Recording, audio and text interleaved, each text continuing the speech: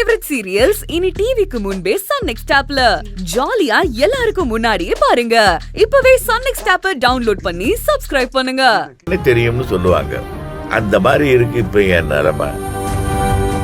உன் கல்யாணத்துக்கு பிறகு உங்க அம்மா உன்னை அவங்க வீட்லயே வச்சுக்கணும்னு ரொம்ப பிடிவாதமா இருந்தாங்கல்ல. என்னடா உங்க அம்மா இப்படி இருக்காங்களேன்னு நான் நினைச்சுக்கிட்டு இருந்தேன். ஆனா இப்பதாம்மா உங்க அம்மாவோட நிலைமை எனக்கு புரியுது. ஒரு பொண்ணு புகுந்த வீட்டுக்கு போகும்போது அவங்க அப்பா அம்மாவுக்கு தனிமையை கொடுத்துட்டு போயிடுறாங்க. என்னைக்கா இருந்தாலும் வேற வீட்டுக்கு வாழ போறவங்க தானே. பொண்ணை பெத்தவங்க தான் அதுக்கு பழகிக்கணும்னு நினைப்பேன்.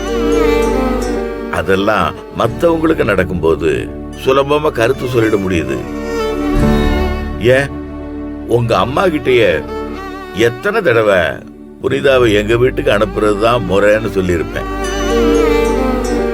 ஆனா இப்ப அமுதா இனிமே இந்த வீட்டு பொண்ணு மட்டும் இல்ல, அவளால முன்னாடி மாதிரி நினைச்ச நேரத்துக்கு இங்க வந்துட்டு போக முடியாதுல்ல.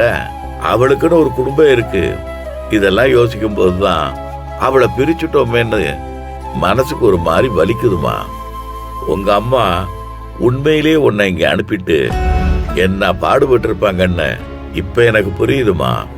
மாமா, என் மனசுல இருக்கிறத நீங்க அப்படியே சொல்ற மாதிரியே இருக்கு மாமா.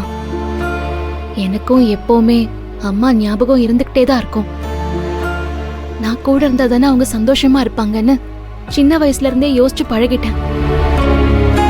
எனக்கும் அம்மாவை அடிக்கடி பார்க்க முடியலங்கிற ஏக்கம்லாம் இருக்கு மாமா.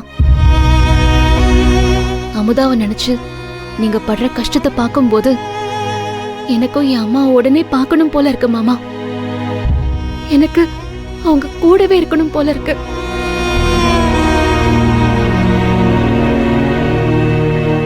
புரியுதுமா. நீ போய் தூங்கு. ரொம்ப நேரம் கண்ணு முழிக்க கூடாது. போய் தூங்குமா. சரிங்க மாமா, நீங்களும் போய் சீக்கிரம் தூங்குங்க.